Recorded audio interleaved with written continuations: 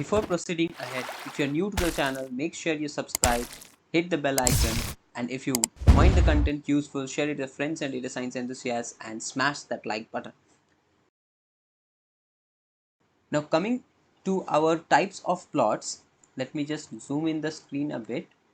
So the types of plots under any visualization tool could be categorized as two types: numerical plots, wherein we deal with numerical variables, and numerical categorical plots. Happens in numerical plots is that both your dependent and independent variables are numerical attributes. Let us Coming to our first numerical plots, we have various types of plots, right? Of these plots, some of the most popularly used and some of the most useful ones in our basic EDA, in our understanding of the data, would come under as scatter plot, line plot, density plot, histogram, and cumulative plot.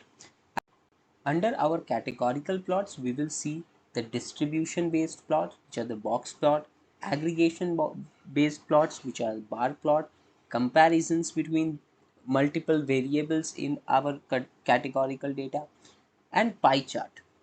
Additionally, we shall also see some special charts such as heat map at a later stage. I would also like to take you to the documentation for Matplotlib. This will help you understand like how easy is it to utilize any capability present in this library as well. Okay, we'll go to the user guide in Matplotlib.